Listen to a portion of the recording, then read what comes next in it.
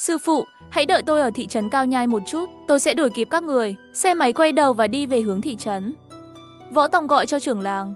Có một chiếc xe hơi muốn vào làng.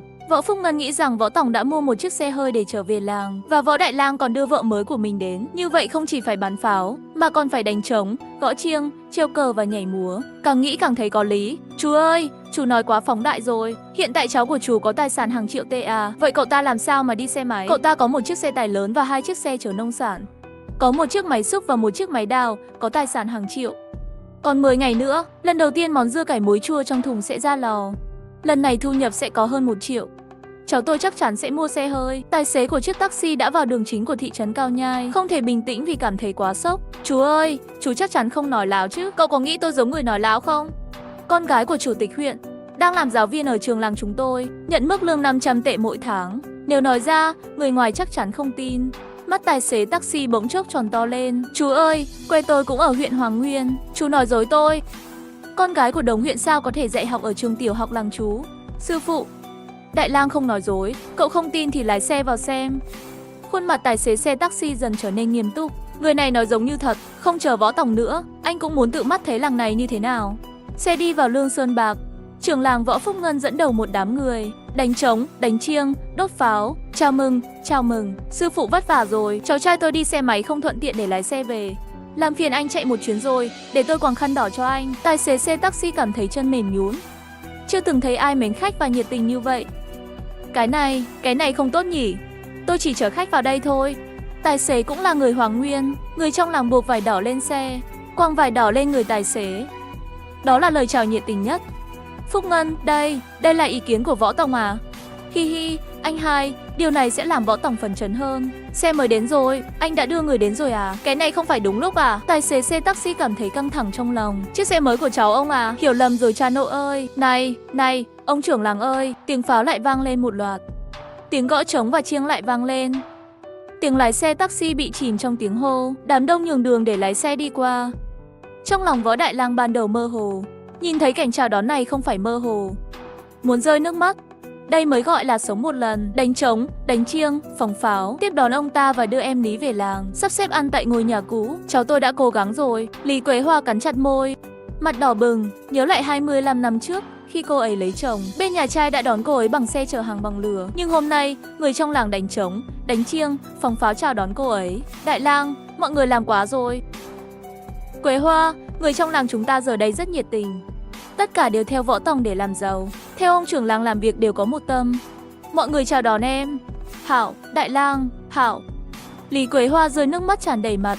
Từng tiếng nước nghẹn ngào vang lên. Lái xe taxi nhìn thấy và nghe thấy. Khi Võ Tòng đến chỗ làm lễ chào đón, cảnh tượng này cũng làm hắn sợ hãi. Chú Ngân, điều này quá đáng rồi, cũng không thể kêu gọi nhiều người đánh trống hò reo chào đón tôi, chào mừng tân nhị thẩm của tôi. Võ Tòng, không phải là chào đón tân nhị thẩm của cậu, đó là để chúc mừng cậu đã mua được chiếc xe hơi mới. Dù là xe nhỏ nhưng khi lái ra ngoài lại ấn tượng hơn xe lớn. Cậu không thể lái xe tải, xe chở nông sản để đến gặp đồng huyện được. Võ Tòng mở miệng trừng mắt tròn. Làm cái gì vậy? Đó là taxi của thành phố Lan Thành. Chú nghĩ đó là chiếc xe hơi tôi mua à? Một sự hiểu lầm. Nhưng mọi người đã đến rồi, hãy coi như là chào đón cô dâu mới của chú hai. Huynh đệ, mọi người trong làng đã hiểu lầm rồi, tưởng rằng chiếc xe này là cậu mua. Trả tiền xe cho tôi đi bây giờ. Thôi thì, thêm 100 tệ cho anh nhé. Đây là một sự hiểu lầm, hãy để mọi người vui vẻ. Anh hãy ăn xong rồi đi. Trong sân nhà chú hai Võ Đại Lang, Võ Tòng, không ngạc nhiên là trưởng làng ta phải đánh trống hò reo, kêu gọi chúng ta trong làng quây cuồng. Người phụ nữ kia thật sự là tân nhị thẩm của ngươi. Anh hỏi câu đó làm gì? Không hiểu à? Mặt ông hai trông vui vẻ như vừa cưới vợ mới. Võ Tòng, nói cho tôi nghe đi. Đừng tìm ngày khác để làm việc này. Hôm nay là ngày tốt. Đưa ông nội vào phòng trên ngồi. Chú hai và thím hai gối đầu chào trời đất, nhận ông nội cậu làm cha. Mọi người thấy tôi nói đúng không? Đúng vậy, Võ Tòng làm như vậy đi. Pháo chưa bắn xong đâu. Nếu không đủ, cửa hàng của gia đình Vương còn. Những người này đang chờ ăn mì thịt lợn. Việc này cũng không phải không thể thực hiện. Hi hi, hôm nay tôi nghe mọi người. Hôm nay là ngày tốt. Võ Đại Lang dẫn Lý Quế Hoa vào nhà bếp, nhận mấy cô con gái kế, nhận vợ của Võ Tòng, giới thiệu qua từng người. Lý Quế Hoa nhận bé Bối Bối từ lòng của Kim Liên, một cách cẩn thận và dịu dàng vuốt ve. Ông búp bê nhỏ vừa cười vừa diễn. Căn phòng lúc này ấm áp tình thương của đại gia đình. Nếu kiếp trước thì thời điểm này con bé không còn tồn tại, nhưng bây giờ bé đã lớn chừng này. Ngoại. Trời ơi, lần đầu tiên con bé gọi ngoại. Tôi dạy con bé gọi ngoại mỗi ngày. con bé vẫn chưa gọi bao giờ. Lý Quế Hoa tin rằng đứa bé này là người mang lại may mắn cho mình, ôm trong lòng không buông ra. Bà nội yêu thương con.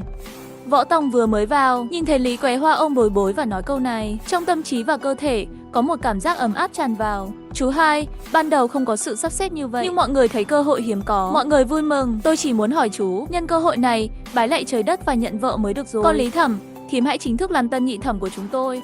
Chỉ là ý kiến của tôi, nếu thím không thoải mái, chúng ta có thể thay đổi vào một ngày khác. Võ Tòng, tôi sẽ nghe theo sắp xếp của các người.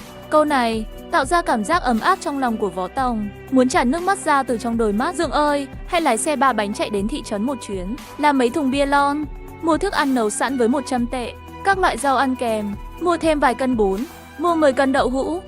Được, Dượng đã chốt đơn, tôi sẽ chạy một chuyến ngay lập tức. Ông nội 84 tuổi kéo tới, ngồi gọn gàng bên cạnh bàn thờ tiên tổ, một vòng người bao quanh, chỉ chờ Võ Tòng lấy chai rượu. Em còn đóng gói một phong bì lớn cho ông nội, cho tân nhị thẩm, anh đoán xem là bao nhiêu? 888. U là trời, mày thật là người giàu có. Tao lại mày Liên ơi. Kim Liên tự hào trên khuôn mặt, đó là của ông nội tặng con dâu mà. Hai người đã quàng khăn đỏ, quỳ xuống lạy ông già và nâng cốc chúc mừng ông. Cha, con dâu xin kính cha. Võ Công nhanh chóng lấy hồng bao từ trong túi ra, đưa cho Lý Quế Hoa. Sống hạnh phúc cùng đại lang. Sống tốt nhé. Đừng lộn xộn nữa nhé. Sân nhà ồn ào sôi động.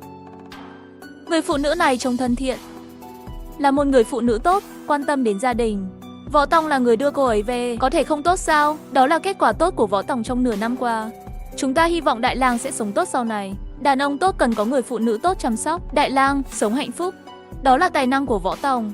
Dù cậu ấy là thế hệ trẻ, là cậu ấy đã tiếp thêm động lực cho ông. Chúng tôi đã nhận ra, vợ mới của ông là người phụ nữ tốt. Hãy sống tốt từng ngày. Ai muốn làm phiền cả hai người, tôi sẽ không đồng ý đầu tiên. Tôi uống 2 ly. Lý Quế Hoa khóc nước mắt xoay vòng. Người phụ nữ 45 tuổi, cô đơn suốt 10 mấy năm, không có người đàn ông bên cạnh. Cô ấy biết rằng cuối cùng đã kết thúc. Sống trong làng, cô ấy cảm nhận sâu sắc. Được chấp nhận bởi những người xung quanh thật là hạnh phúc biết bao. Hãy đến mỗi bàn vài vòng rượu, tạo ra một bầu không khí vui vẻ ấm cúng. Không có lễ, không nhớ tình thân. Võ Tòng đi được 1 tiếng rưỡi. Võ Quân lái xe đến đón bố và Lý Thẩm, tới rước hai người lớn đưa về nhà. Biết rằng đã bị Võ Tòng đón trước, bực tức đến mức bốc lửa, vợ anh ta không muốn cha chồng, chỉ có thể sắp xếp ở nhà tạm của đội công tác phụ này. Bây giờ đột nhiên xảy ra chuyện này, nếu tin đồn lan ra, Võ Quân sẽ không dám đối mặt với mọi người.